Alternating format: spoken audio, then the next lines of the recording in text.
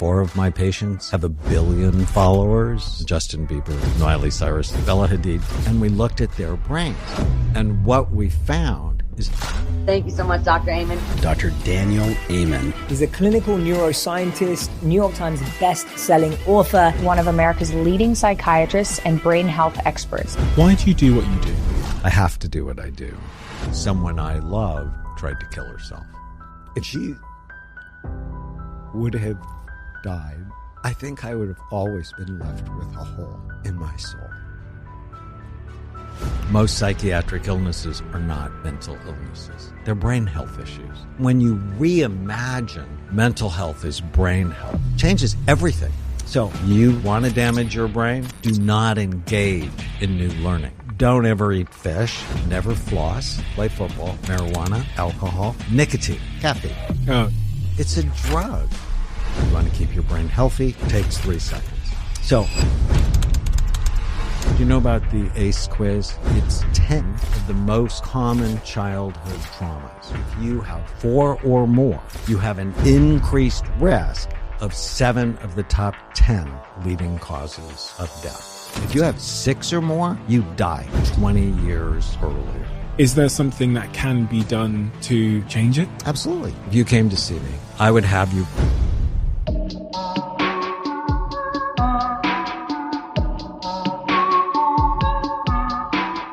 Dr. Amen, why do you do what you do? It's part of my soul. I have to do what I do.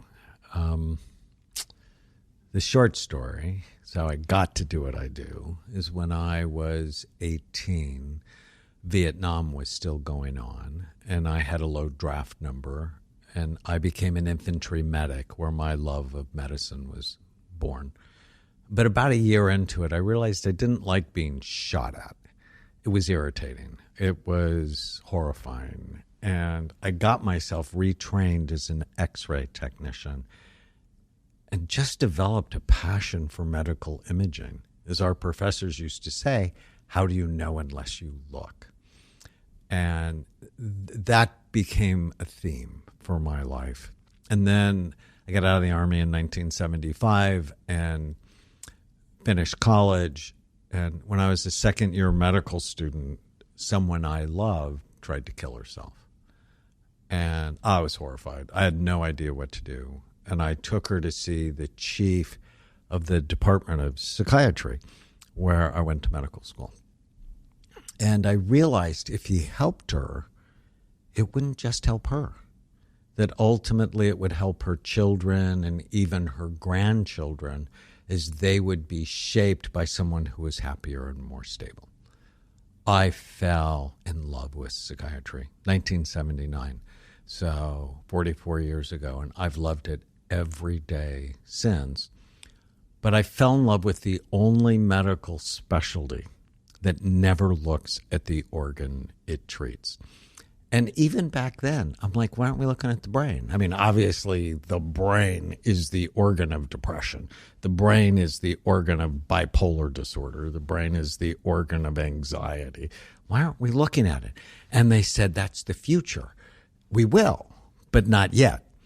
And growing up, my dad thought I was sort of a pain in the ass. And he called me a maverick because I didn't just accept what he said. And it turns out it's true, and I'm pushing we should be looking at the brain. In 1991, so I've been a psychiatrist almost a decade, I went to my first lecture on brain SPECT imaging. SPECT is a nuclear medicine study that looks at blood flow and activity. It looks at how your brain works. And it basically shows us 3 things. Good activity, too little, or too much. And then it rocked my world. I mean, it's an explosion in my world. It's like, I have to look. How do I know unless I look? And the lessons just kept coming. That the first lesson, most psychiatric illnesses are not mental illnesses. They're brain health issues. If I get your brain healthy, Well, your mind tends to follow because your brain, the physical moment by moment functioning of your brain, creates your mind. And if your brain isn't healthy, your mind isn't healthy. So that was the first lesson. And I'm like, these are not mental illnesses. And when you reimagine mental health as brain health, it changes everything. It changed everything I do as a psychiatrist. Most psychiatrists, you go to them and you go, I'm depressed. And then they'll give you a diagnosis with the same name of what you just told them. They'll go, you're depressed. And then put you on an antidepressant, which in large-scale studies work no better than placebo. And I'm like, so next lesson, depression is like chest pain. It doesn't tell you what causes it, and it doesn't tell you what to do for it. But we have whole industries built on money for medicine for mental health conditions. And I think it's complete crap because they're not looking at the organ. They don't know, is it from head trauma? Is it from an infection? Is it from a lousy diet? Is it from being sedentary? Is it because you don't know how to manage your mind? And I then learned that mild traumatic brain injury is a major cause of psychiatric problems. And nobody knows about it because they don't look at the brain. And I was just like a little kid, so excited. I still am. 32 years later, we've done 225,000 scans. And it's so fun to be in the future helping people get well. So I have to do it. I know that's a long answer. I like long answers. You'll come to learn that. You've written so many books and you seem to have the same energy you've always had about this subject matter.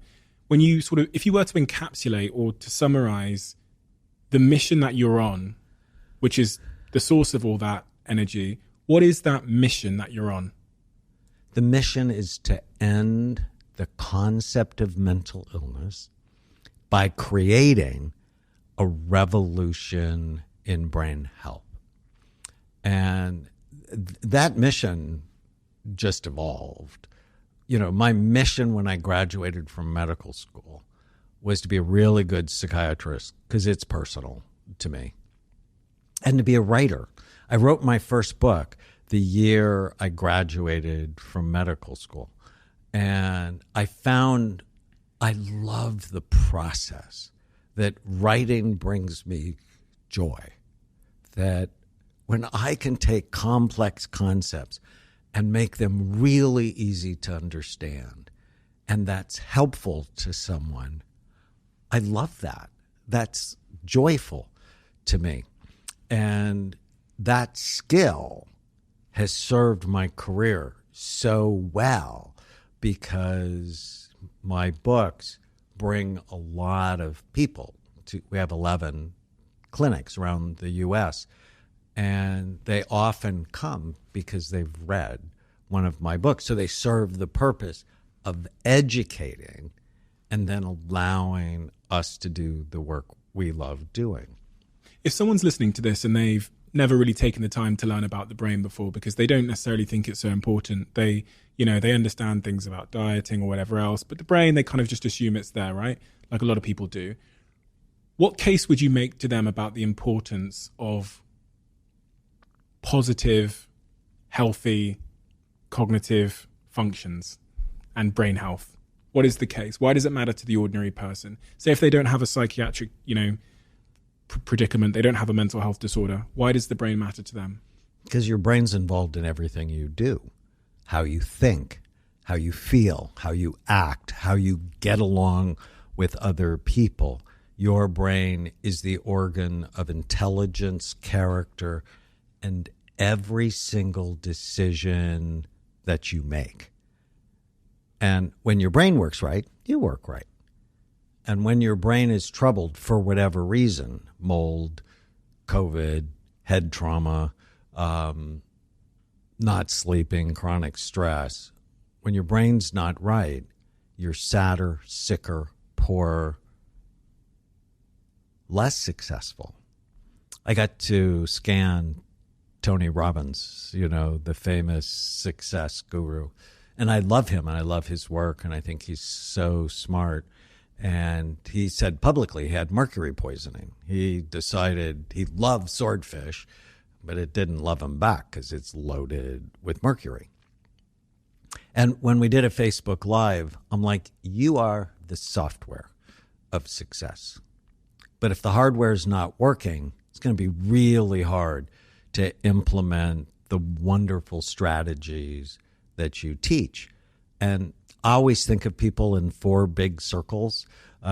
First week of medical school, Sid Garrett, our dean, he said, never think of patients as by their diagnosis. Always think of them in these 4 big circles. He went to the board and he drew the first circle, which was biology. And for me, it's like the physical functioning of your brain and body. And that's why the scans are so important. But then the second circle he drew was psychology. How's their mind working? How are their thoughts? Are they loaded with a term I later coined called ANTS, automatic negative thoughts, the thoughts that come into your mind automatically and ruin you? And also in this circle is development. And it's really the quality of your mind. And then the third circle, so if you think of the brain as the hardware of your soul, the mind is the software that needs to be programmed. So you got to get your brain healthy, program your mind, and then work on the social circle, which is, so what's going on in your life? Think pandemic. That was a social disruptor. But also, how are your relationships? How's your job? How's your money? And then the last circle that most psychiatrists would never touch is the spiritual circle. It's like, why the heck do you care? What is your deepest sense of meaning and purpose? And so I think assessing those 4 circles and working always to optimize them at the same time is critical for you being a whole, healthy person. But if your brain's not healthy because you played soccer and you had 4 concussions, doing all the therapy is not nearly as effective as getting your brain right and then doing the therapy. I mean, because I'm like a huge fan of therapy and I have my therapy patients that I love. But it's hardware, software, network connections, always understanding someone's sense of purpose.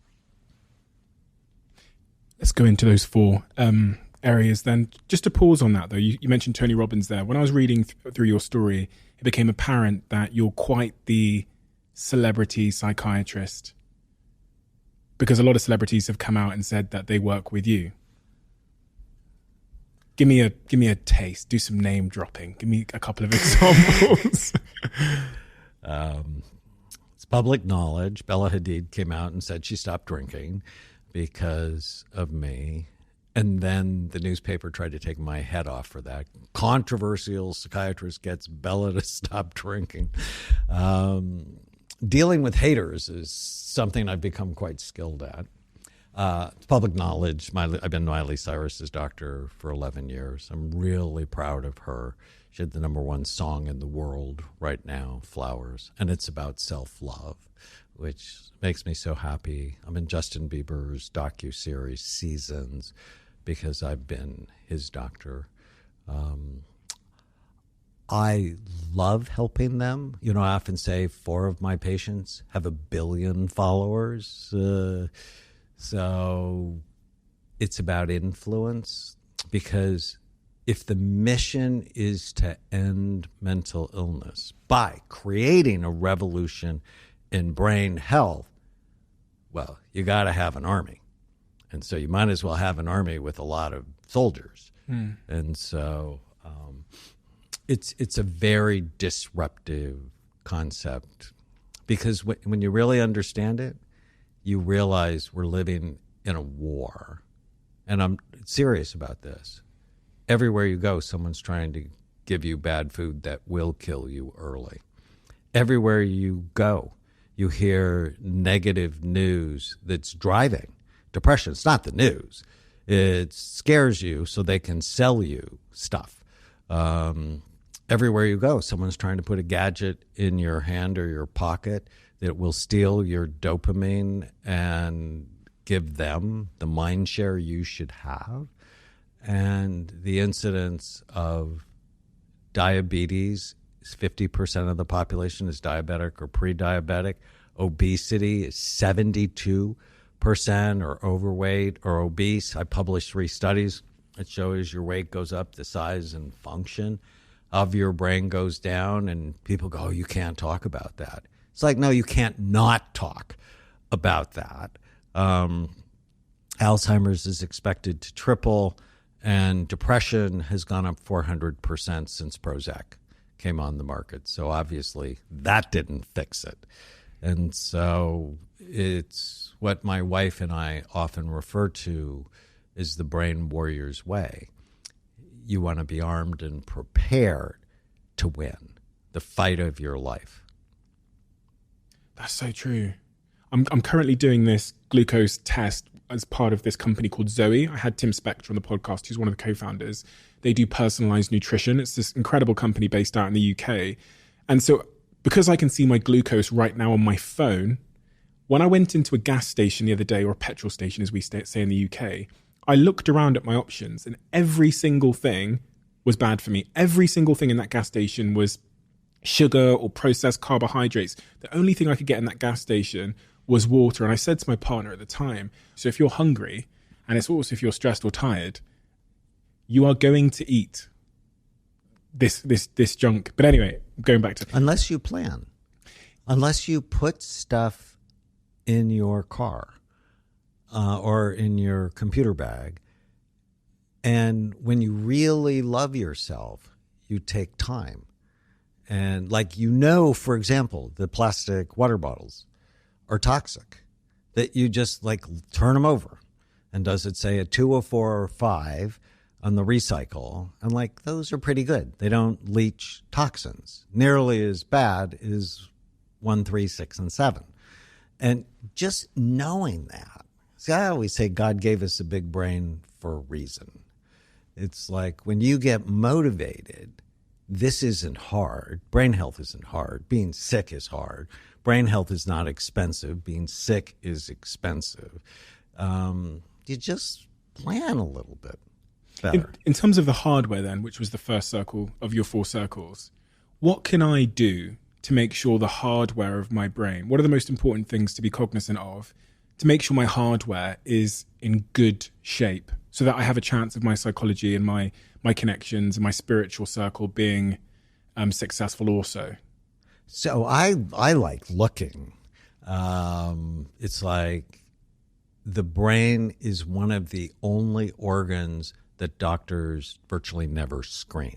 You've looked at a lot of brains, right? I've looked at 230,000 brains. And I mean, I'm obsessed with if you came to see me and you go, I'm pretty good, but I want to be great. How's my brain? And we would look at it, and is it younger than you are because you have good habits? Is it older than you are because your habits aren't so good? Or let's just say it has nothing to do with you. Your mom smoked when she was pregnant with you, or she smoked when you were a baby, and you're inhaling this secondhand smoke, which is stealing a concept I call brain reserve. So your brain health may have something to do with your habits, or may have to do with the habits of other people. So I think the first thing, it's a concept called brain envy. I often say Freud was wrong. Penis envy is not the cause of anybody's problem. I've actually not seen it once in 40 years. He was focused on the wrong organ. It's the brain. And Freud, actually in 1895, said the brain science of my time is not up to the task of explaining patient symptoms, which was true in 1895. So he went off and developed psychoanalysis and had a lot of really nutty ideas, but some really great ideas. But the brain science now can explain a lot of your symptoms. So the first thing is to assess it. And this is 1991. I ordered my first scan. I started scanning everybody I know. I scanned my aunt who had a panic disorder. I scanned my mother who had a gorgeous brain, which fit her life. And then I scanned myself, and it wasn't awesome. And because I played football in high school, had meningitis when I was a young soldier, and I had bad habits. I wasn't sleeping. I ate a lot of bad food. And I was the top neuroscience student in medical school, but I didn't care about my own brain. And when I saw it, that's when I fell in love with it, wanted my mother's brain, the idea of brain envy, and I've been in love with it ever since. And one of my patients said when he saw a scan for the first time, it was like seeing one of his children, and he knew he'd never heard it again. And so that's step number one. You want a healthy brain? You got to care about it. Step two is you have to avoid things that hurt it. And you just have to sort of know the list. And step three is engage in regular brain healthy habits. Again, you just have to know the list. And the simplest way, and I love this, and I noticed throughout my books, throughout the arc of the evolution of my books, the prescriptions get easier and easier because I'm always thinking, how do I plant it so it takes root and grow? And I work with BJ Fogg. I don't know if you know Dr. Fogg from Stanford.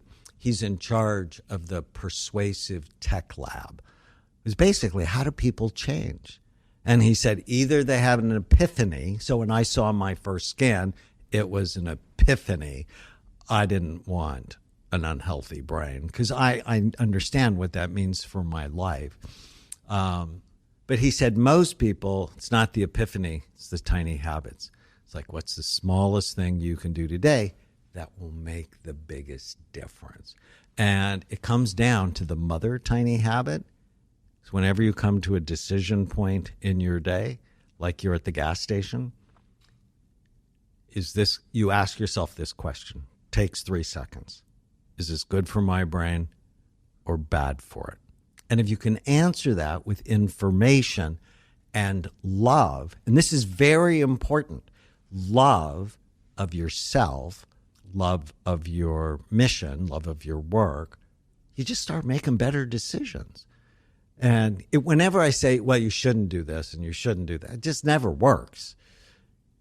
You got to tie into, I want something special for my life, and this is going to get it for me. And so if I'm at the gas station, I'm looking at the waters, and I'm like, okay, what's got a non-toxic bottle attached to it? And I'm going for the nuts because, people who have a fat-based diet, nuts and seeds, green leafy vegetables, healthy fish, healthy oils, have 42% less risk of getting Alzheimer's disease. People have a simple carbohydrate-based diet. So most of the stuff in the gas station, bread, pasta, potatoes, rice, fruit juice, and sugar, the standard American diet, have a 400% increased risk of getting Alzheimer's disease. It's a study from the Mayo Clinic. And I love that you're monitoring your blood sugar. I just love that so much because Alzheimer's disease, people refer to it often as type 3 diabetes. And one of the best things you can do for your health is make sure your fasting blood sugar is under 90. And if it tends to run high, you can go, I take metformin for that. Or you can get rid of the simple carbohydrates in your diet. So there's two things I was really compelled by as you were speaking, in two directions I wanted to go in. The first is I want to know the list when we talk about the things that are good and bad for the brain. But just before we get on to that, you said about how you have to pause during your day when you're making decisions and ask yourself, is this good for my brain? Now, I often wonder why people know information but don't change. You talked about the persuasive tech lab. I've always wondered what the connection between someone's self-worth and their ability to do the right thing when they're in that moment of making a decision for or against them. Because it's been my observation, which is completely unproven, that people who have, and I wondered if you'd seen this in your practice, but people that have maybe a more stressed life, a lower sort of self-worth, a lower sort of self-image of themselves, tend to make short-term decisions that are less constructive or positive for the brain, but just generally in life anyway. And I wondered if there's a link there. I'm asking this question because I often wonder with some people that are close to me, with some of my friends, why they continue to make decisions that they objectively know aren't healthy.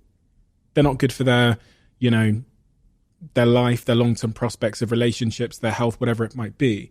And it's a bit of a left field question, but is there a correlation in your view between one's self-esteem, their self-worth, their self-image, and their ability to sort of delay gratification and make the right health decisions? So it's actually connected.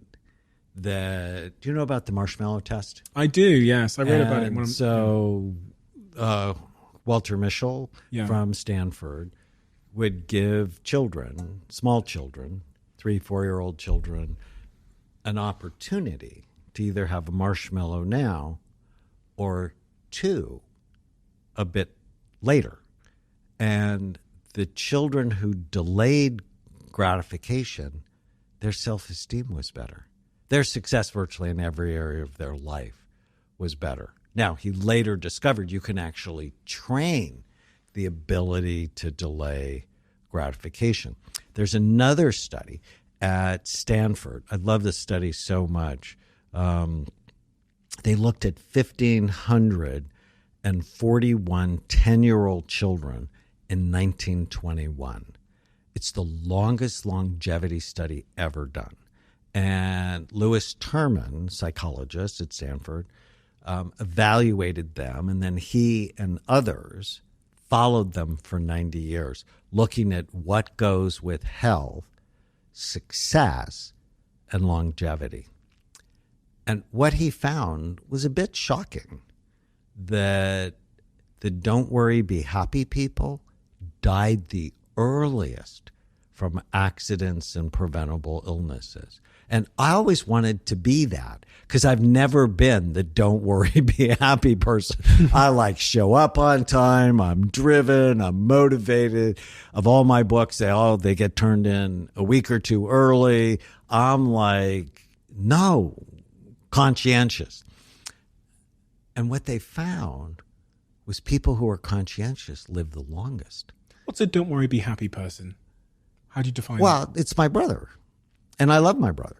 But he's 150 pounds overweight. And he leaves work at 3 o'clock, plays golf. He just, doesn't care. And for years, I tried to help him get healthy. And I even set him up with the cutest nutritionist who I trusted. And he didn't show up. And then I realized I was caring more about this than he was. And it sort of broke my heart. But it's that nonchalant attitude that's not taking things seriously. And it'll kill him early. And that breaks my heart. Can you tell me about the journey of trying to help your brother? Because I think a lot of people listening to this have their own experience with trying to help someone that they love. And it's a often resentful, bitter, failing battle. I've been there myself. So let me switch it to my dad. Okay. Because that has a better ending, at least now. I did not have a good relationship with my father. When I told my dad I wanted to be a psychiatrist, he asked me why I didn't want to be a real doctor, why I wanted to be a nut doctor and hang out with nuts all day long. And that's just hurtful. But I'd already not cared what he thought. 1972, I turn 18, I get to vote. George McGovern, who's very liberal, is running against Richard Nixon. And I'm like, maybe I'll vote for McGovern. And my dad said if I did, the country would go to hell. Well, I did, and the country went to hell, but it had nothing to do with McGovern. It had to do with Nixon and Watergate and all that craziness. So we were like butting heads. When I started looking at the brain, I'm like, come on, Dad, let me scan your brain. And he said no until years later. And I'm like, Dad, what I'm learning is the brain is an organ like your heart is an organ. We got to get you healthy. And he's like, oh, great. My nut doctor son is now a health nut. He's like, what's with you and the nuts? And so for 25 years, I nudged him to get healthy. And he belittled me. He made fun of me. He would do it publicly. And it was hurtful. But his opinion of me, even though it hurt, it didn't matter. I kept doing what I do. And when he was 85, they had mold in their house. And he developed a chronic cough. And then a heart arrhythmia. And then heart failure. And I went over his house, and I saw he was depressed. And my dad didn't get depressed. My dad gave depression, but he didn't get depression. And he looked at me, and he said, Danny, I'm sick of being sick. What do you want me to do? And he's so stubborn, he did everything I asked him to do. He texts me a picture of the food. He's like, can I eat this? And I'm like, send me the ingredient list. And then I would circle it, and I'm like, in what universe is this good for you? And I'm one of 7 children. Now he starts talking about me to all of them. And they would text me and like, tell him to like not be so enthusiastic. And we started working out together. He's a beast. He could do a 6-minute plank because he's so stubborn. And over 6 months, he lost 40 pounds. His energy came back. His heart was better. He starts driving again and lived the next 5 years in love with his brain and love with his body. And if he would have died before those 5 years, I think I would have always been left with a hole in my soul.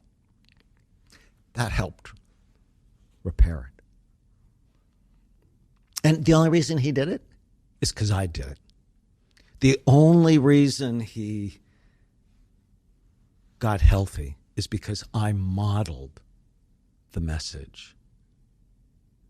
And ultimately, that's what I tell my patients. You never know when they're going to turn. Like, I still never know if my brother will turn. I love him.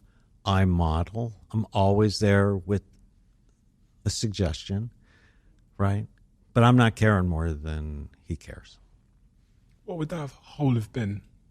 I think it's one of the big gifts that I was given, that he looked at me and said, what do you want me to do?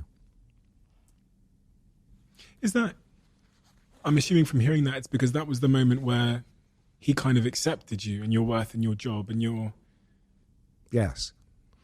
And he told everybody besides me how proud he was of me. Yeah. And the first time he told me he loved me was when I was 50. Which is just nuts when you think about it. I mean, he's from a different generation, and but I just can't even imagine it.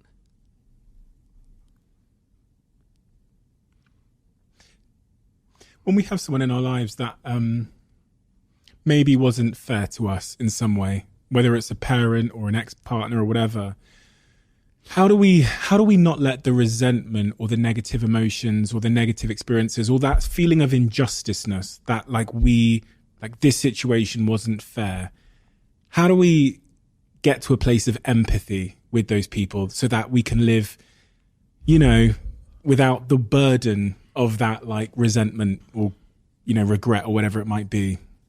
Well, I have a perfect example. So I started imaging in 1991. I am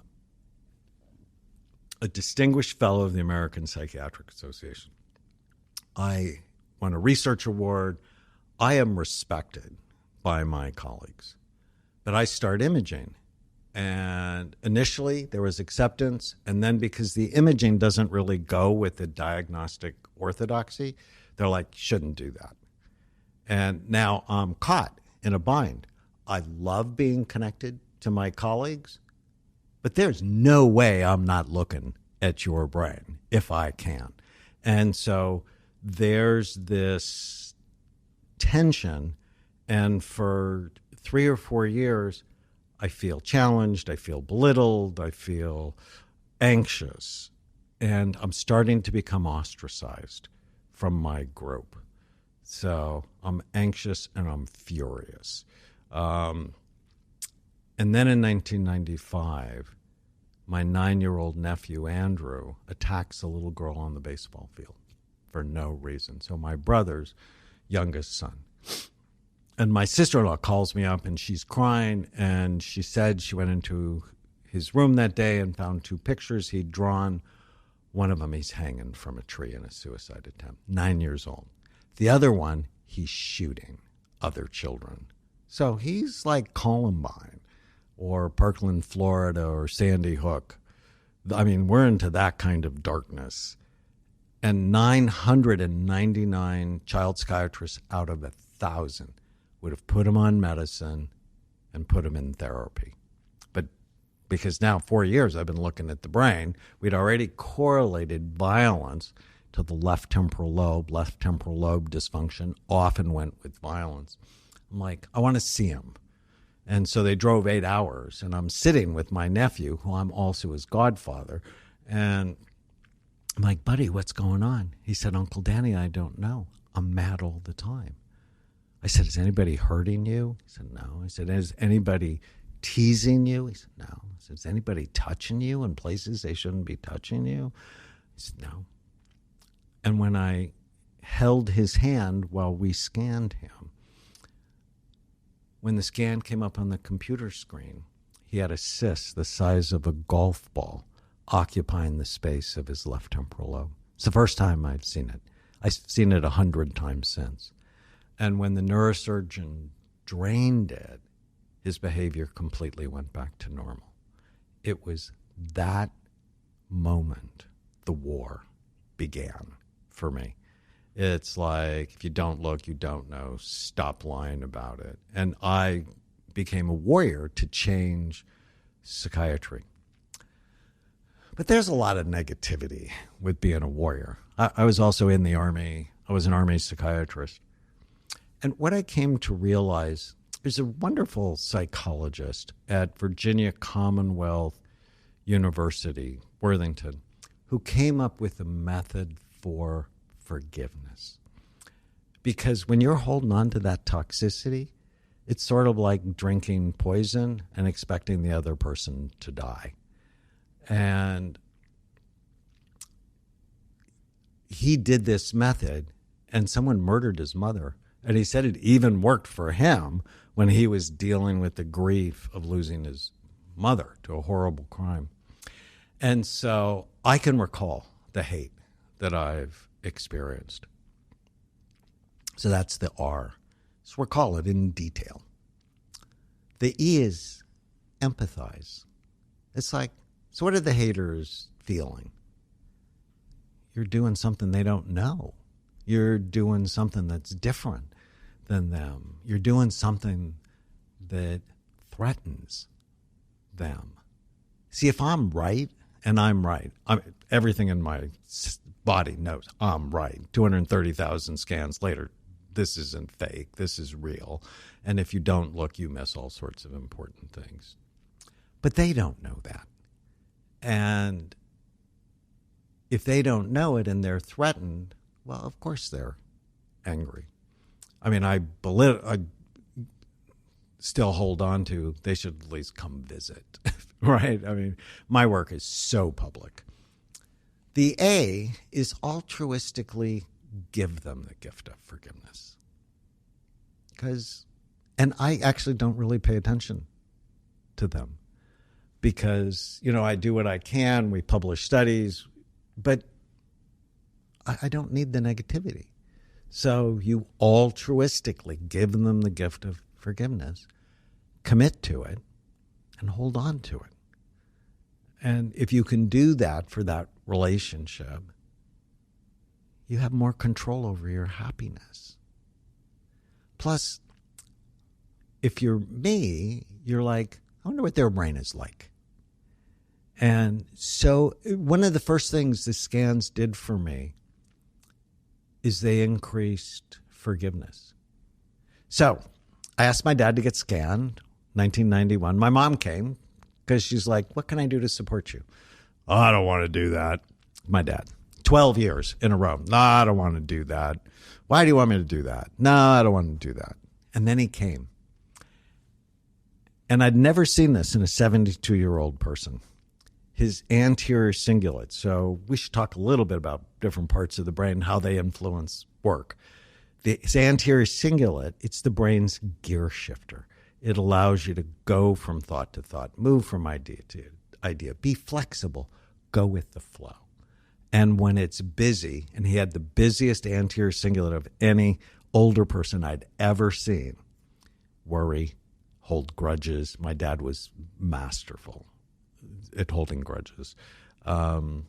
Argumentative, oppositional. I used to joke that, I'm like, Dad, why is it every time I ask you for something, you say no?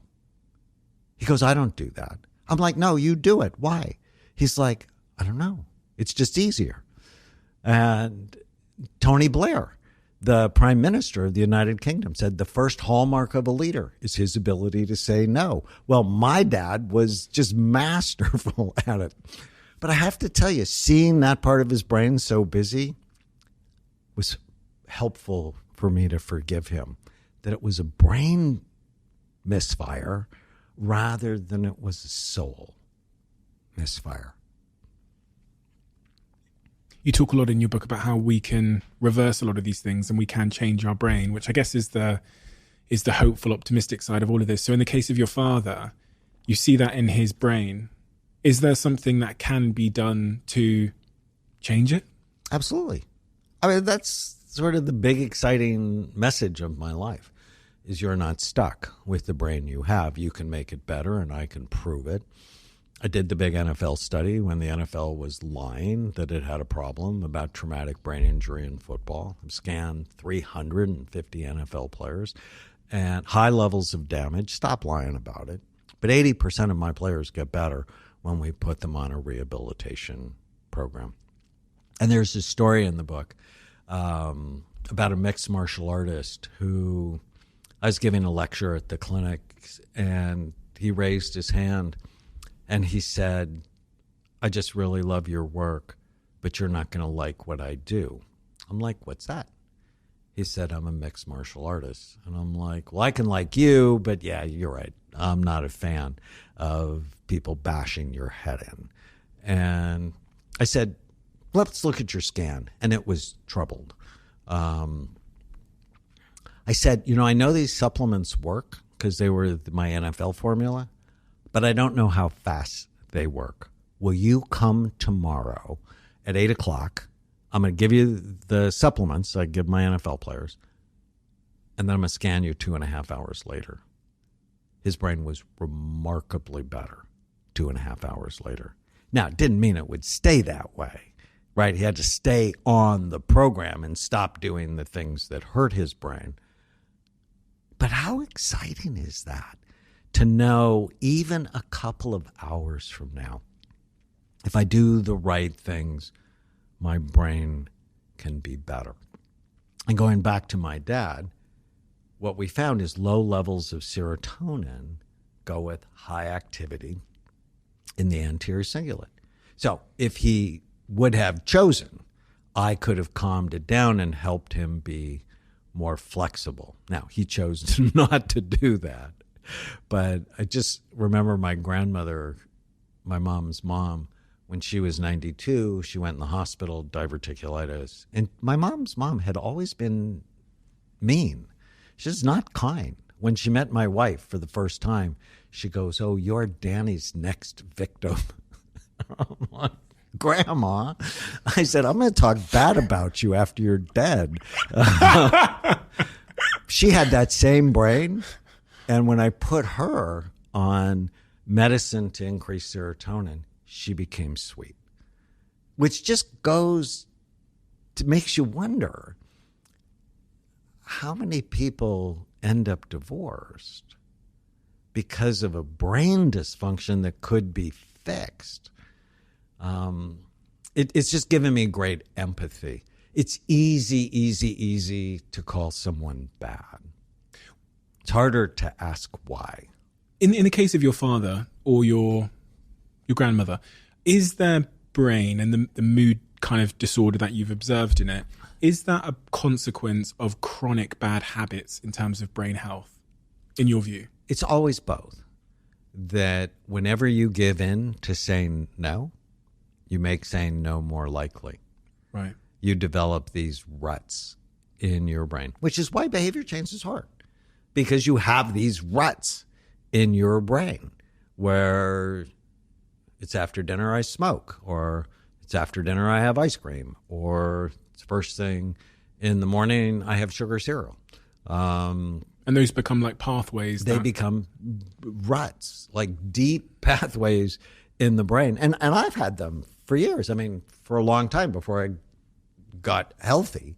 You know, I'd go buy Jack in the Box and get a Diet Coke and get a chicken fajita pita, and it was habit. And so sometimes I'll see a Jack in the Box, like, oh. And then, of course, my supervisor comes in and like, really? And I think of it your like, supervisor is in your better sense. Well, I think of it like children. That too many people are run by the 4-year-olds in their head. Like I have 5 grandchildren, and Haven is 4. And Haven is funny and smart and sweet, but if she doesn't get her way, she totally can have a fit. And the rule in my house is if you have a tantrum to get your way, the answer is no. It's always going to be no. Go for it. And so I didn't have tantrums with the kids growing up. But too many people, the 4-year-old in their head is running the show. It's like, no, I go buy Jack in the Box. I get curly fries and a Coke. I want it, I want it, I want it, I want it. And their parent self doesn't fit your goals. You don't want it, right? You crave it. And there's a difference between craving and wanting. And it's like inhibit behavior. And that's where we haven't talked about this yet. And I knew we would on this podcast, the CEO in the brain, right? So the front third of your brain is called the prefrontal cortex. It's called the executive part of the brain. And so you talked about some of your friends who don't make good decisions, who don't wait or delay their impulses. Their frontal lobes are probably sleepy or smaller. And that'll give them huge problems in their lives. And my work, I've seen tens of thousands of people have ADD of one form or another, and it often goes with decreased activity in their frontal lobes. Is that nature or nurture? Nature with input from nurture. Because they did this great study in Holland where they took 300 ADD kids, put them on an elimination diet. So they basically eliminated all the crap in their diet. And 3 months later, 72% of the children did not have ADD anymore. So, but when I diagnose someone with ADD, I generally see it, coming down their mom's side or their dad's side. It generally doesn't occur in isolation. It is that strongly heritable. In fact, if I have a kid who's really ADD and I can't find it in mom or dad, I look at the kid to see if he looks like mom or dad, wondering if they got switched at birth. Just my experience. Really? And really, no, not kidding. And So say that again. So if the child's brain doesn't resemble the mother or the father, you suspect that. So I wonder if the child's not related, child had been switched. Because you're that confident. Because I'm that confident about the heritability of this. Now, there are other causes of ADD-like behavior, like traumatic brain injury. If the child fell down a flight of stairs and was unconscious, even for just like 15 minutes, that can damage their frontal lobes. If the child was a headbanger, that can damage their frontal lobes. And so... Psychological trauma? I sat here with Gabor Mate. Interesting. We're just doing a study on ACE scores. Do you know about the ACE quiz? It stands for Adverse Childhood Experiences. And it was first done in combination with the CDC and Kaiser. They looked at 17,000 people. And they just gave people this simple questionnaire. And it's 10 of the most common childhood traumas. So physical, emotional, sexual abuse, having a parent with mental illness, with an addiction, incarceration, and you get scored 0 to 10. So I have a 1. My dad could really be nasty to me. So there's some of that sort of psychological abuse. But I didn't get beaten. No one sexually molested me, so on. My wife, and she wrote a book about this called The Relentless Courage of a Scared Child, has 8 out of 10. My 2 nieces, who Tana and I adopted, are both 9s. And they found if you have 4 or more, you have an increased risk of 7 of the top 10 leading causes of death. If you have 6 or more, you die 20 years earlier. Now, it's not a death sentence if you know it and you work on it, like Tana has. You have normal lifespan. But how wild is that? And so when I learned about it, I started giving it to all of our patients. And I now have 10,000 ACE scores on my patients. And we looked at their brains. And what we found is it tends to activate the medial frontal lobe, and they become hyper alert. They begin to watch what bad thing is going to happen. And I love a therapy. Have you ever heard of EMDR? Yes, I've heard of it. It's a psychological treatment for trauma. Stands for eye movement desensitization and reprocessing. It's my favorite psychotherapy. I love doing it with patients. And when I met my wife, she's beautiful, she's smart. I mean, I fell for her. And then I'm learning about this. So one of my first gifts to her was 10 sessions of EMDR, which I know is pretty weird. But she went for 2 years. And I think it changed the trajectory of her life because she doesn't live with the past still present. How did it help her? And what exactly does the therapy involve? So trust, a good history. And then, so for example, if you came to see me, I would have you write down, we do a timeline of your life. I just want to know for each 5-year period, what were the great things that happened to you and what were the horrible things that happened to you? And I do that purposefully so you'll have a balanced view. If you just talk about the crap in your life, you feel like crap. And then I'd have you write down the top 10 traumas. And then it's a structured process, but I'd have you bring up the worst one. We always go for the worst first.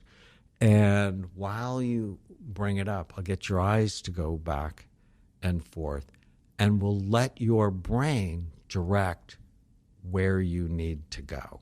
And so initially you could feel relive the trauma, but then it tends to dissipate. As opposed to just talking about the trauma, generally you relive it and feel like crap. The bilateral hemisphere stimulation helps it sort of just sucks the life out of it. You still remember it, but it's not haunting you anymore. You can go, yeah, that happened, but you're not sweating or you're not having nightmares. And it just takes therapy to a whole different level. It's sort of like doing mushrooms without side effects. If I wanted to, earlier on you said you gave like 3 points, and the second point was you just got to know the list. So you said if you want to damage your brain, if you want to hurt your brain, you've got to know the list. If you want to help your brain and have a healthy brain, you've got to know the list. Going to the damaging my brain part, if I was intent on damaging my own brain, what would you advise me to do? So in the book, I talk about a mnemonic called Bright Minds. You want to keep your brain healthy or rescue it, you have to prevent or treat the 11 major risk factors that steal your mind. So if you want to damage your brain, Bright Minds. The B is for blood flow. Low blood flow is the number one brain imaging predictor of Alzheimer's disease. Okay. How do you get low blood flow? Caffeine. Oh, shit.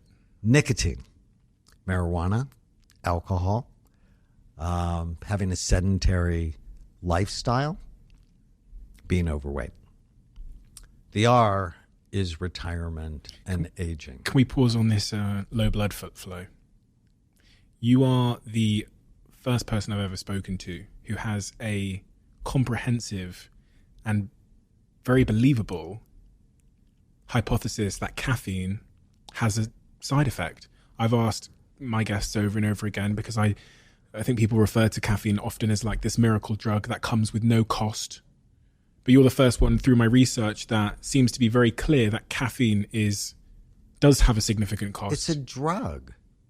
It's the most common drug. It's addictive. I mean, a little bit's fine, but more than a little bit is not fine. It increases cortisol. You don't want to increase cortisol. Puts fat around your belly. It shrinks your hippocampus. But, the reason I started really paying attention to it is on SPECT, the study I do, which is a blood flow study. It constricts blood flow 30%. I have all my patients hold caffeine the morning of their scans because I don't want it to artificially show me they have less blood flow than they really do. It fakes you out to think you have energy. What it does is it blocks adenosine, the chemical that tells you to go to sleep. And so often people rely on caffeine because they're sleep deprived, but it's just this bad cycle. And so many of my patients stop, and uniformly they tell me they feel better. They said their energy is better. You talk about one particular patient in the book who was struggling with a variety of difficulties. I think it was like brain fog and memory issues and so on. And one of the things you advised him to do was to cut coffee. Jeff, yeah. Jeff. I remember Jeff. He was a pilot, and I live on caffeine. And I'm like, you got to get rid of it because his brain looked terrible. His brain looked terrible. And he's like, no. And he's like, all right, I'm going to do it. And so he didn't get headaches. We cut it down by 5% a day. So 3 weeks it was gone. He didn't have any withdrawal, didn't have any headaches. And he's like texting me. Unbelievable energy. Unbelievable clarity. And it's a drug. And why, I want to teach my patients skills. I don't want them to just take pills. And caffeine's a drug. Do you drink caffeine? A little bit, not much. How much was Jeff having? Jeff was having about 600 milligrams a day. Jesus. Which is 2 venti Starbucks. 1 venti Starbucks is 330 milligrams of caffeine. And, we've supersized everything in this country. I don't know if they do that in the UK, but we certainly do it here. And it's not a good strategy. And so long-term restriction of blood flow to the brain through these things you've described, caffeine, marijuana, all of these things, has a detrimental impact on the development of the brain. pretty straightforward. I get that. So that's the B. R is retirement and aging. You want to prematurely age your brain? Drop out of school. Do not engage in new learning. I mean, you doing this podcast, you're always learning new things, which is great for you. But the lack of, when you learn something new, your brain makes a new connection. When you stop learning or you start doing the same thing over and over again, your brain starts to disconnect itself. Being in a job that does not require new learning is a risk factor for dementia. Being lonely is a risk factor for dementia. So be an ass, and it's more likely to hurt your brain. At my workplace, we have the no asshole rule. So there's a book by a Stanford professor called The No Asshole Rule. Love that book. And the no asshole rule as a CEO starts with me. So I don't get to be one, but I'm not tolerating anybody who has asshole behavior at work. And if you're not an asshole, you're less likely to be lonely. And loneliness is terrible for brain function. If you want to prematurely age your brain, eat a lot of red meat as if your iron and ferritin levels are high, because ferritin, which is stored iron, tends to age the brain. The I is inflammation. If you want to increase inflammation, which is a root cause of so many medical and mental health issues, never floss. Don't really care about your teeth. So you want to love your brain, you have to love your mouth. It's absolutely critical for you not to have gum disease. Because if you have gingivitis, odds are you're at increased risk for heart disease and depression and dementia.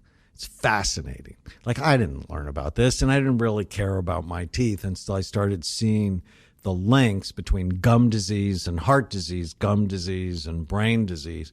And now I'm a flossing fool. But if you want to damage your brain, don't care about your mouth, about your teeth. Don't ever eat fish. People who have grilled or baked fish once a week have more gray matter in their brain. People who have low levels of omega-3 fatty acids have smaller brains. And if you want to damage your brain, eat the standard American diet. So processed food, like eat most of your calories from the gas station. Ugh. And from the fast food restaurants nearby. And they spend billions on getting those foods to the perfect crunchiness, the perfect meltiness, the perfect aroma, because they hire neuroscientists to addict your brain. Be suspicious. The G is genetics. You want to damage your brain? Blame everything on your genes. Like, I have obesity and heart disease in my family, but I'm not overweight. And I don't have heart disease. Why? I'm on an obesity, heart disease prevention program every day of my life. Because genes load the gun. It's what happens to us and what we choose to do that pulls the trigger. So I adopted my nieces because their parents couldn't stop using drugs. And I'm like adamant. If you want my help, you have to cooperate. There's no vaping. There's no drug use. There's no alcohol. And it's working. I taught them a new word last week, scromiting. Have you heard of scromiting? I haven't. It's a combination of screaming and vomiting. And because of the legalization of marijuana and the increased use, teenagers are getting this. And in record numbers, they're in emergency rooms screaming and vomiting. It's called scromiting. So, genes load the gun, but know your risk and be on that prevention program. I mean, that's just a sign of intelligent life. The H is head trauma. You want to damage your brain? Play football, play soccer, play rugby, and box. And text while you're walking in LA. I mean, you're just more likely to have a brain injury. Because you fall over, just because, in case that wasn't clear, people are going to think texting is bad for the brain. The T is toxins. So, see alcohol as a health food. It's total crap. See marijuana is innocuous. It's total crap. I mean, I'm happy they legalized it. Please don't put people who use marijuana in jail. It's a really bad use of resources, really stupid. But let's not say it's good for us, because teenagers who use have an increased risk of anxiety, depression, suicide, and psychosis. That's not okay. The brain undergoes wild development, and people sort of don't get this. They think little kids, their brain is undergoing wild development. But from the time you're 15 to 25, it's going through wild construction. In fact, that's when the highways are being myelinated. Have you ever heard of myelin? Myelin is a white fatty substance that gets wrapped on your neurons. And when a neuron or a brain cell becomes myelated, it becomes 10 to 100 times faster. It's more efficient. And when a baby's born, there's very little myelin in the cortex laid down. When they're about 2 months old, their occipital lobes, their visual cortex becomes myelinated. And when you smile at them, they smile back because they can really see you. Well, slowly, myelination goes from the back all the way to the front, but it doesn't get to the front until you're about 25. So this masterpiece building, if you will, is under construction until you're 25. So many teenagers, it's the crappy food. It's just like throwing poison into the construction zone. Marijuana is innocuous. We're going to the parties and getting drunk, and they're damaging the building. And yes, there are ways to repair it, but what idiot would damage the most beautiful building in the neighborhood? And I often say to my teenage patients, I said, hey, if you had $1 million racehorse, would you ever feed it junk food? Would you ever get it stoned? Would you ever get it drunk? And the smart ones would go, only if you were an idiot. But aren't you worth so much more? And we have a high school course called Brain Thrive by 25. We studied it in 16 schools. Decreases drug, alcohol, and tobacco use, decreases depression, and improves self-esteem. And one of the weeks is things to avoid to have a healthy brain. And at the end of the lecture, it's a boy, never a girl. That's really irritating. Raises his hand and goes, how can you have any fun? And we play a game with them called Who Has More Fun? The person with the good brain or the person with the bad brain? Who gets the girl and gets to keep her because he's not an ass? The person with the good brain or the person with the bad brain? Who gets into the college they want to get into? Who has the best life? And ultimately, it's the person with the good brain. So we're at T, and you want to damage your brain, undergo general anesthesia for plastic surgery over and over again. General anesthesia is bad for the brain. Never read the ingredients on your personal product labels, because you know there's an epidemic of low testosterone in young males. It's crazy. I was reading the stats the other day. What is it? It's because we're poisoning them. Is that why? That's why. What is the headline stat there regarding testosterone in men? It's decreasing, isn't it, year over year? Year over year, and more than half have either low normal or low levels. I've never seen anything like it. I've been measuring testosterone levels in my patients forever, and we're poisoning them. There's an app I like called Think Dirty. It's not what you think it is. It allows you to scan your personal products, and it tells you on a scale of 1 to 10 how quickly they're killing you. So, for example, I've shaved with Barbasol for 50 years. And when I learned this a decade ago, I scanned it. 1 is good, 10 is kill you early. It was a 9. And I was horrified because the parabens and phthalates are known hormone disruptors. So now I shave with something called Kiss My Face. It's a 2, lasts longer than Barbasol. And I do that because I love myself. I mean, why would I poison myself unless I was not that smart?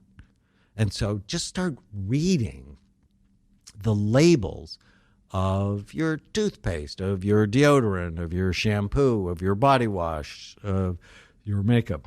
And what am I looking for? Because if I read the labels of my toothpaste, I mean, I wouldn't know if it was good or bad. So you can scan it with the app. Or EWG, the Environmental Working Group, has an app similar to that. You just educate yourself because it's not just about you. It's about generations of you because the health of your body matters when it comes to what babies you may make. Okay. M is mental health. Believe every stupid thing you think. Be masterful. You want to damage your brain? Be masterful at predicting the worst and then making it worse. How does that have a bad impact on the brain? Negativity increases stress. Plus, negativity drops activity in your cerebellum. So we talked a little bit about the CEO, the prefrontal cortex. Well, it's intimately connected to the processing part of your brain, your cerebellum. It's about 10% of the brain's volume, but has half the brain's neurons. And negativity tends to deactivate it. So it actually makes you more confused. So if you think of an athletic slump, they're focused on, I'm going to miss. And of course, they miss. The second I is immunity and infections. So much to talk about with the pandemic, but people who have low vitamin D levels are much more likely to die from COVID. They're actually much more likely to die from virtually anything. Low vitamin D, which occurs in about 60% of the population, is associated virtually with every bad thing, including a smaller brain. So if you want to have a smaller brain, never go in the sun, never test your vitamin D level, and never take a supplement. Brand new study out just last week. People who take a vitamin D supplement have 40% decreased risk of getting Alzheimer's disease.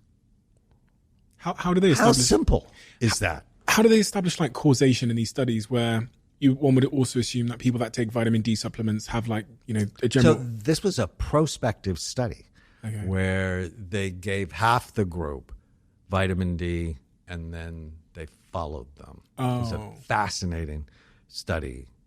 But there are tens of thousands of studies on vitamin D and its impact. And the darker your skin, the more sun you need.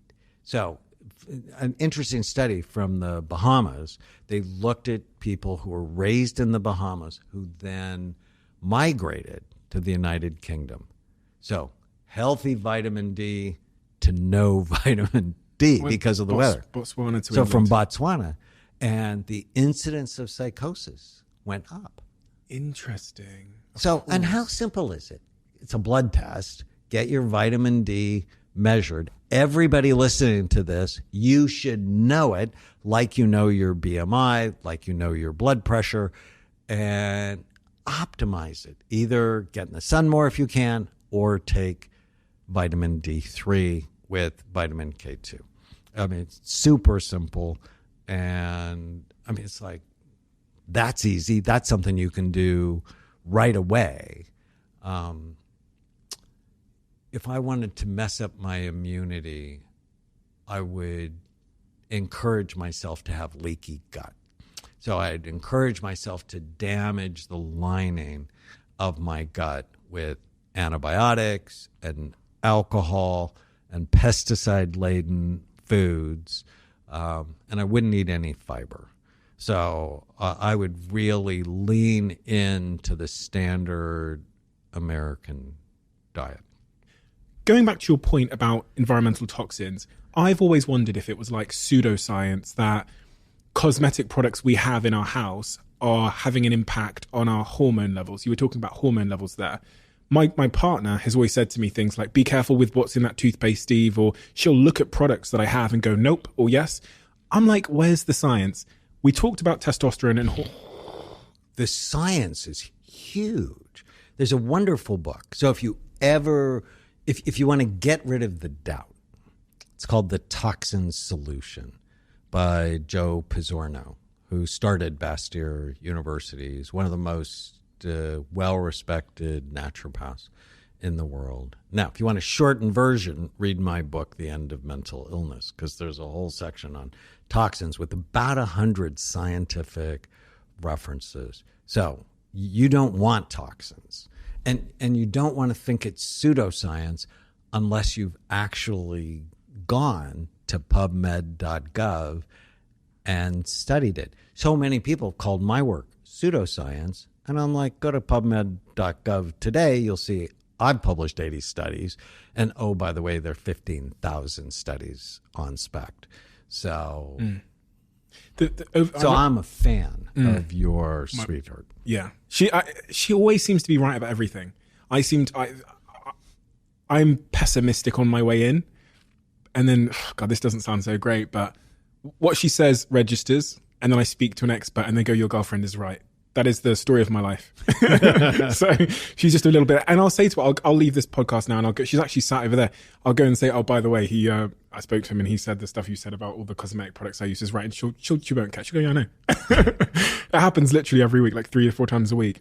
One of the things I read in terms of the impact of cosmetics on our hormone levels was that over the last 20 years, our testosterone levels have declined by about 50% on average, which is absolutely terrifying. Terrifying. I have a lot of friends who are I have a staggering amount of friends and people that I know that are in sexless relationships and are struggling with sex and other hormone related issues. I've got a friend that is had a challenge with, is it POS? PCOS. PCOS. Polycystic ovarian syndrome.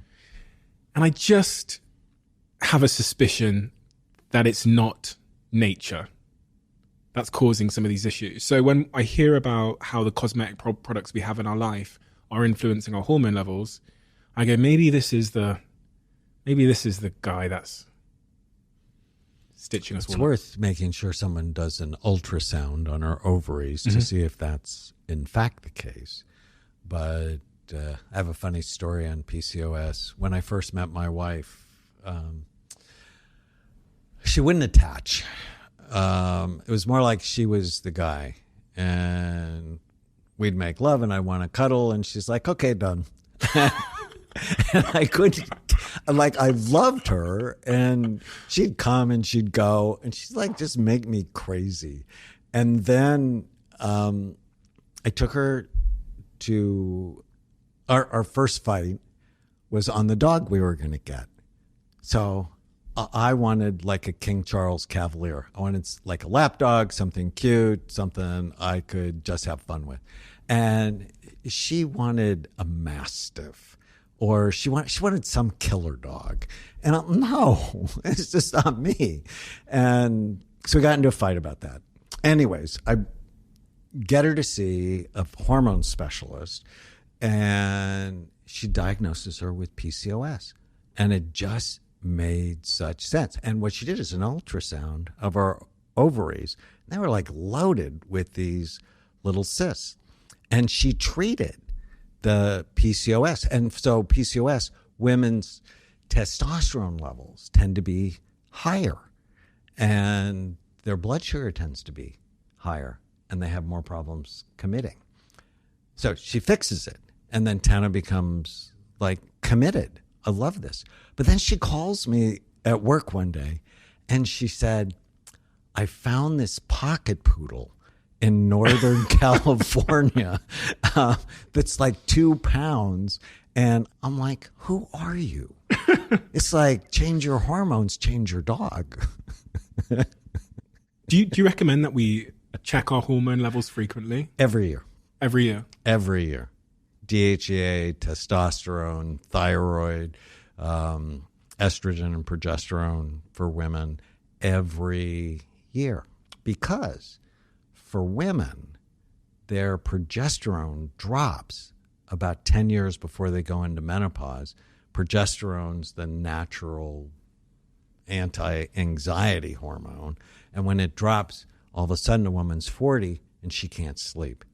And she's more anxious and she's more irritable. And it's causing relationship problems. And she goes to the doctor and gets a prescription for Ambien, for Xanax, and for Lexapro. And oh, by the way, she's drinking more or using more marijuana. And she doesn't know why.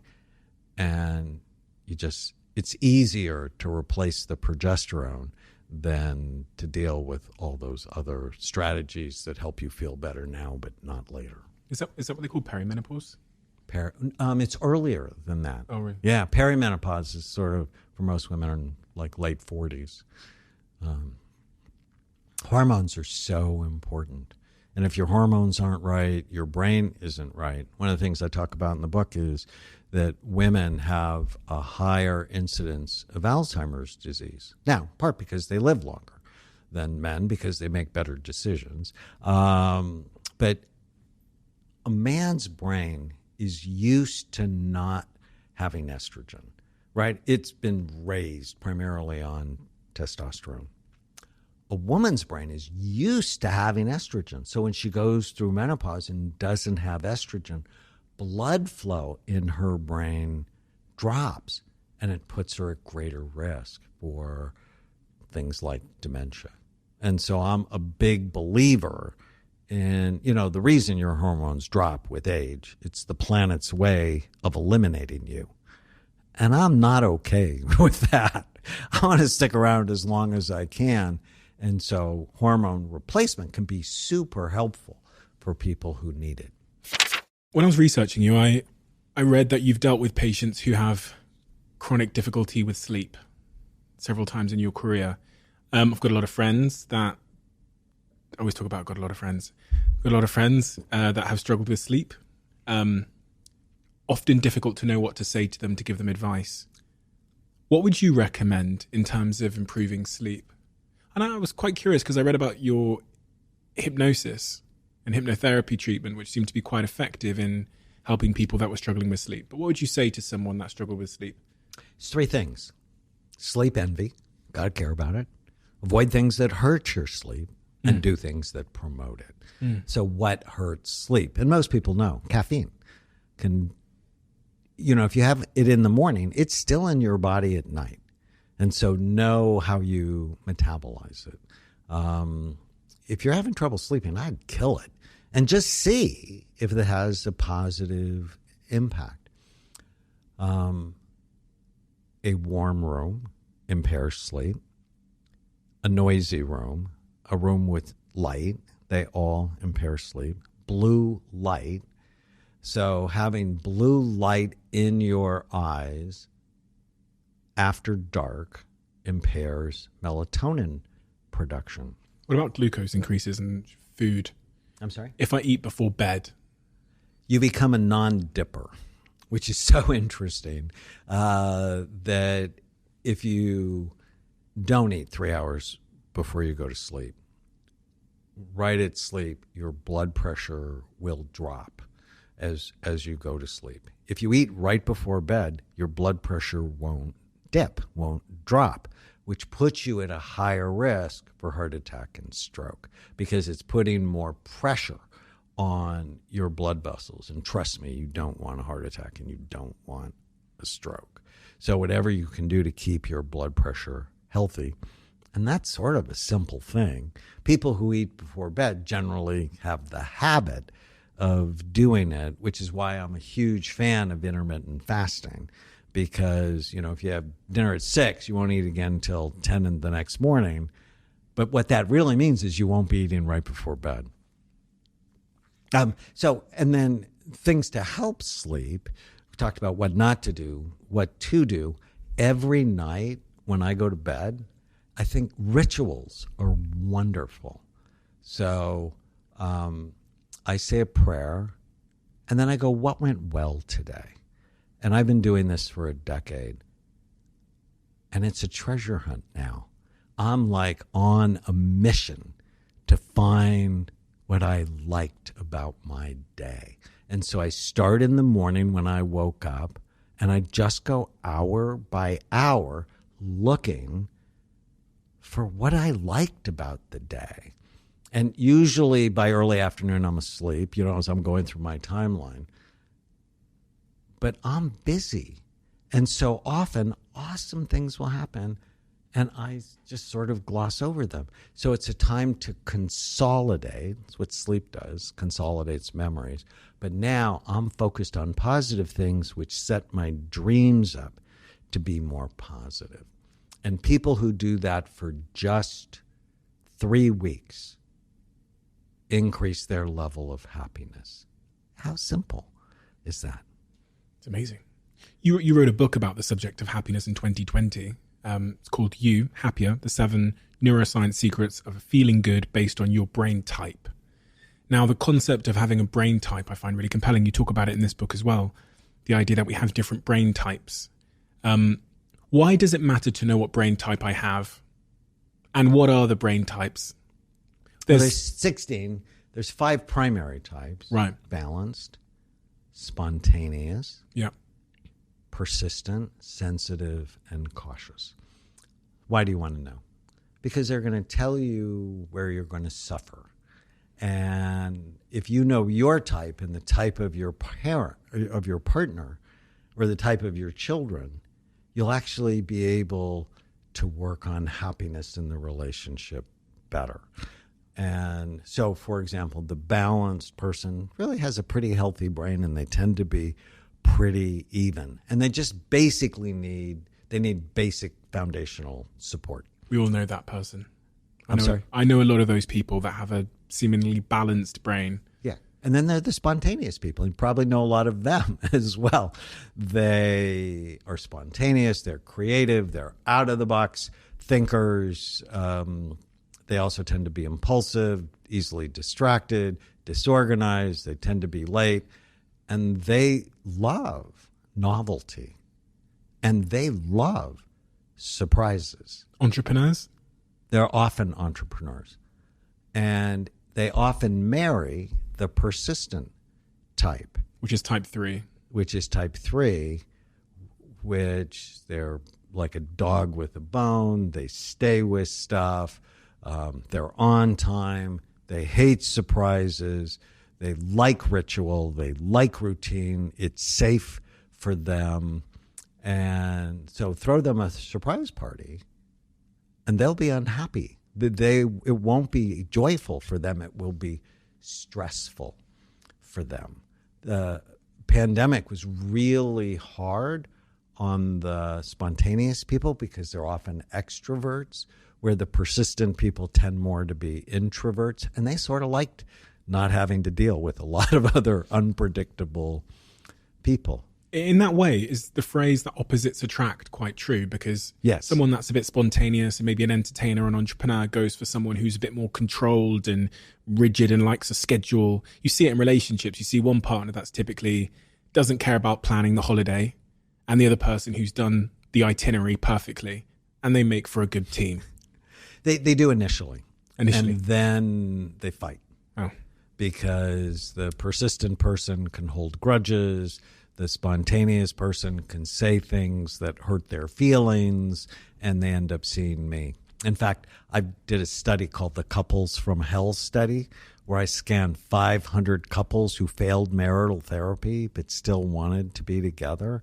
And 80% of them, the scan showed one or both of them needed a tune-up in their brain. And my first case, which I still remember, Gary and Judy, and I initially hated them because I knew I wasn't going to help them. They brought their kids to me.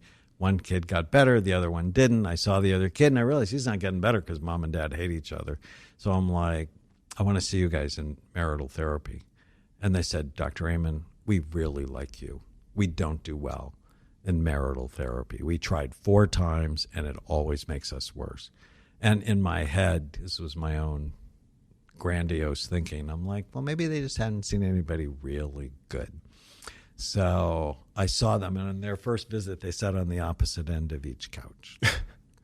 It's a bad sign in marital therapy. And after about 3 months, I know I'm not going to help them. She has a PhD in grudge holding, and he's always late. He says awful, impulsive, stupid things. And I'm like, at the end of 6 months, I start getting physical stress symptoms because I hate being ineffective. I hate that. And 9 months, I'm in my shower getting ready to come to work, and I realize they're on my schedule, and my stomach starts to hurt. I'm like, today I'm going to tell them to get divorced, because it's not good for children to be in a home of chronic conflict. But I grew up Roman Catholic, and the idea of divorce, especially 30 years ago, was awful. And the Catholic voice visited me and said, oh, great, because you're not a good enough therapist, they're going to get divorced and go to hell. I looked at the water faucet and went, how much therapy does this take to get over? And I got out of the shower, called my friend who owned the imaging center. I said, hey, Jack, will you give me 2 scans for the price of 1? And he's like, why? I said, Jack, I have this couple, and they're not getting better, and it's making me crazy. I want to see their brain. And he's like, we could start a business and call it brainmatch.com. Anyways, they got scanned. Her frontal lobes work way too hard, just like my dad. He had sleepy frontal lobes. And I'm like, how'd you miss this? He has ADD. She has OCD tendencies. I put him on Ritalin. I put her on Prozac. I just read an article, if you believe in random chance, the night before, that Prozac calms down the cingulate gyrus. And they were fascinated and engaged by the brain because they knew it wasn't working. They took the medicine. I told them I didn't want to see them for a month because I was tired and I wanted the medicine to work.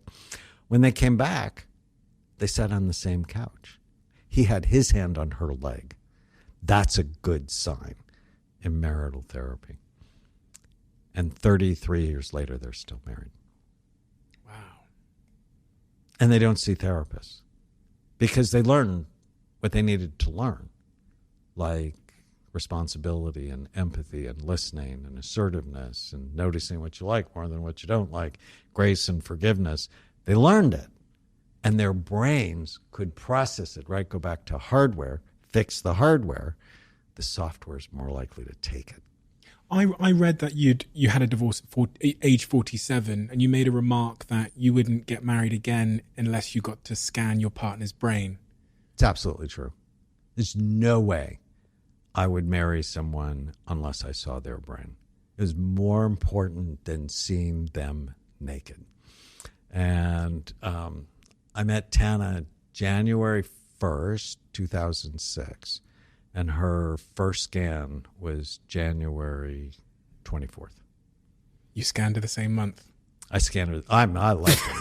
I liked her a lot. And she's a neurosurgical ICU nurse, so we sort of bonded over the brain a little bit. But she said it was one of the best lines, that I want to see your naked brain. Which I don't think I actually phrased it like that, but that's the story she tells. Is there a really clear correlation between when you're thinking, if you were to be a matchmaker professionally, if you pivoted to the matchmaking industry, you talked about the 5 types of brain. What types of brain would you try and pair together? Because if type 2, the spontaneous, doesn't work with the persistent because they end up arguing, is there a pairing sequence that results in an optimal marriage or relationship retention? So balanced brains tend to do really well. They do, don't they? With balanced brains. The guy I was thinking about. Spontaneous brains, they need someone that just keeps their dopamine flowing because they have lower dopamine levels. So often getting their ADD treated, that will help. Get them on a ketogenic diet, which helps steady their dopamine levels. That can be helpful. I think I'm a spontaneous. I'm sorry? I think I'm a spontaneous. We'll see. The persistent types tend to struggle because it's the my way or the highway part. The cautious persistent types tend to do really well because they're anxious enough that they're thinking about other people's feelings. I think we missed. So we got to 3, didn't we? We got to number 3, which was the persistent. Right. Number 4 is sensitive. So they're deeply empathic, often insightful, intuitive, and can be empaths, but they tend to be prone to depression. And so they have a lot of ants running around, unless they discipline them. They make great therapists. Do they have high levels of stress? No, that's the cautious type.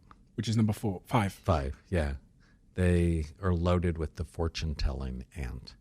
They often will get involved with these conspiracy theories. Unfortunately, some of the conspiracy theories tended to be true. That's really hard. Like, I'm a psychiatrist for 40 years, and someone comes in my office and goes, the NSA is listening to my phone. And, I'm thinking, schizophrenia, do I need drugs? And it's like, no, the NSA is listening to their phone calls. So it's been an interesting time for a psychiatrist. But it's the predicting the worst. And I tell my patients, the only people who should really predict the worst are contract lawyers. I mean, they should protect you from what bad things are going to happen. Other than that, you want to predict what's going to go right. So if I am a spontaneous, which of those 5 brain types, the balanced, the spontaneous, the persistent, the sensitive, the cautious, should I marry? Balanced. Okay. Now, if you're a CEO, you want a persistent, cautious type. So I think that's type 11, to manage you. This is a really important point. If you are a business leader and you tend to be spontaneous, do not have a spontaneous assistant, because it'll stress you out and stuff won't get done, and the IRS will come knock on your door, because you're not going to be filling out the paperwork right.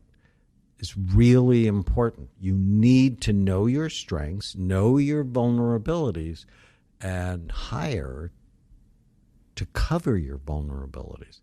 Too many spontaneous people hire people they like that are like them, which leads to stress and chaos. That's very true.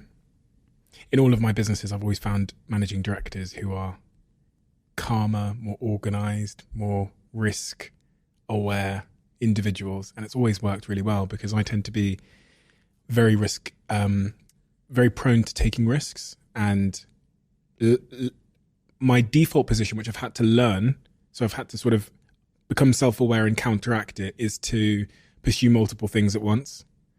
So I have to have this ongoing conversation with my brain to say, focus. Your better self, your wisdom knows that focus is your biggest pitfall. So, well, a lack of focus is your biggest pitfall.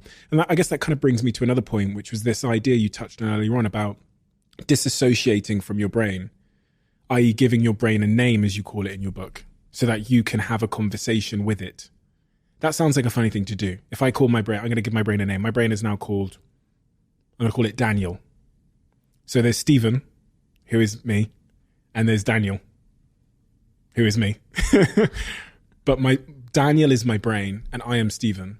And what is the upside in creating the separation? Psychological distance from the noise in your head, so you don't attach to it.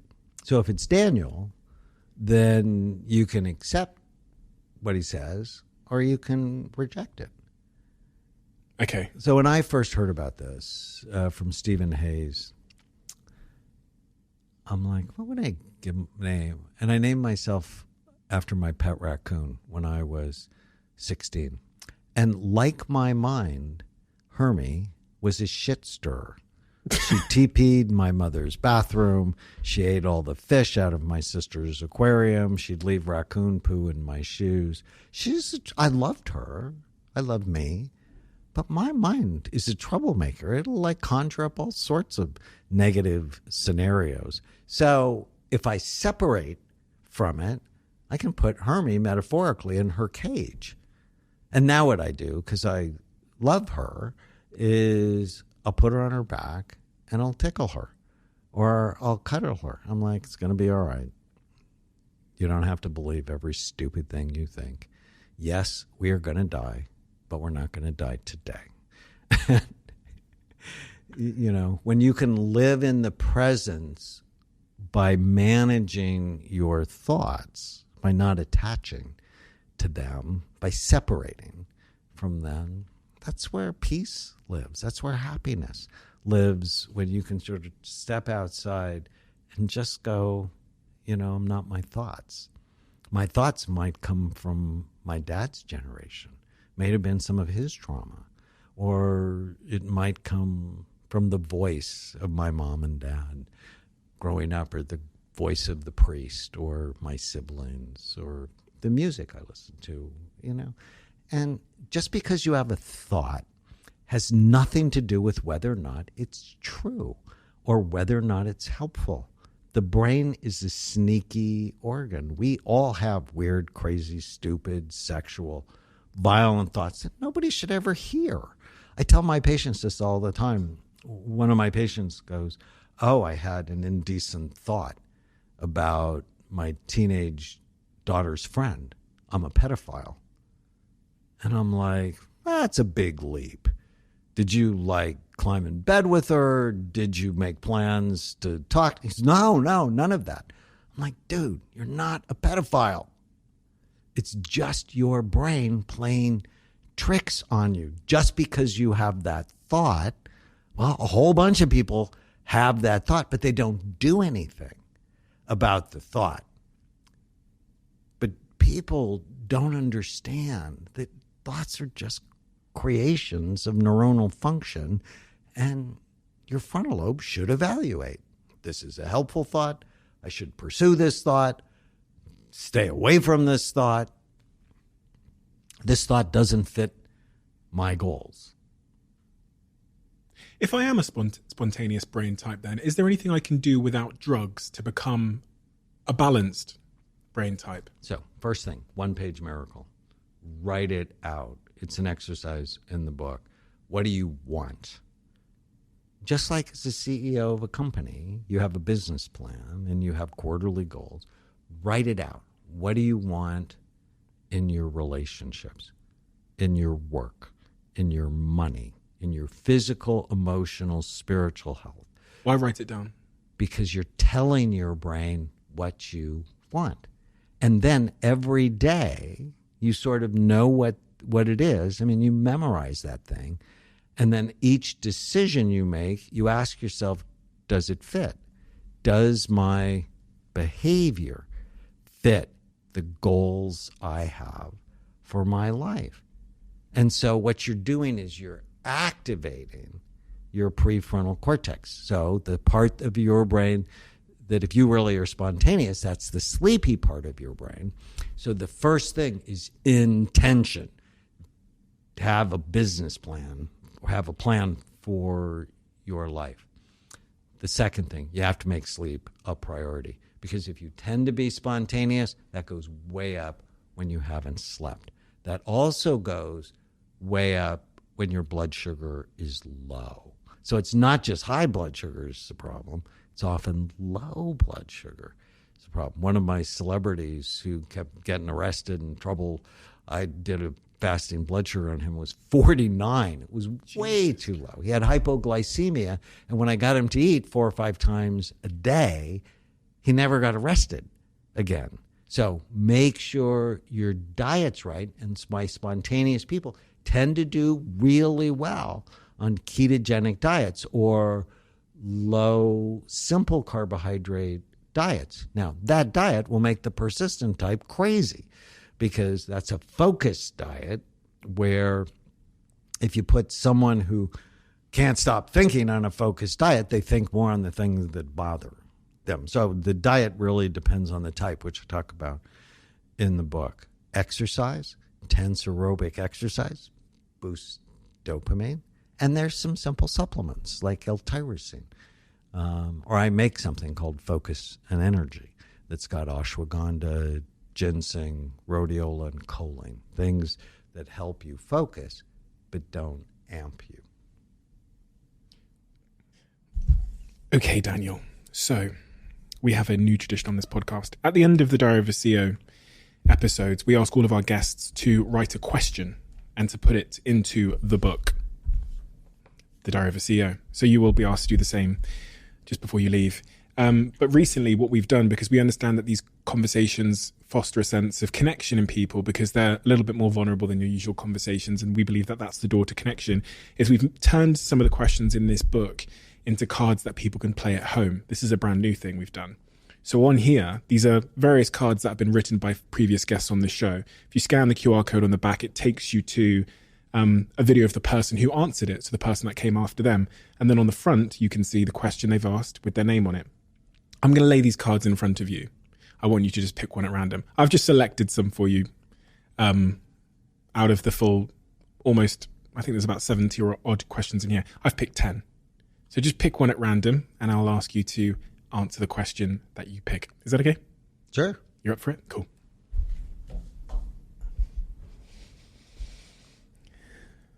Who's gone for the first one?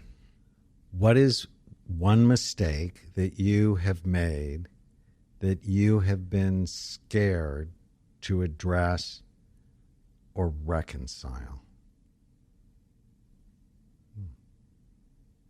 And you want me to answer that question? What is one mistake that I've made that I have been scared to address or reconcile? That I don't like firing people. That it's really hard.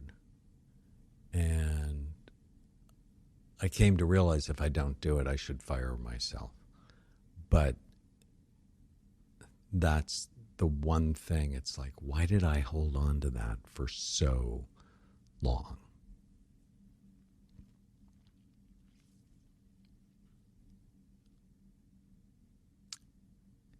It's that when you have the no asshole rule, firing people's really harder.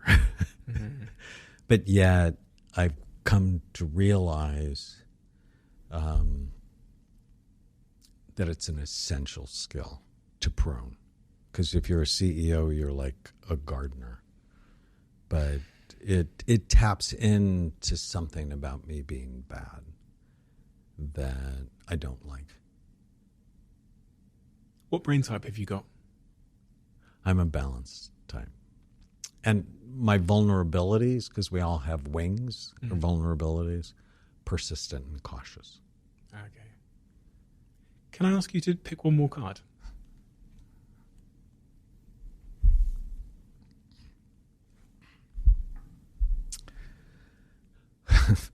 Who is the person you'd most like to say sorry to, but haven't?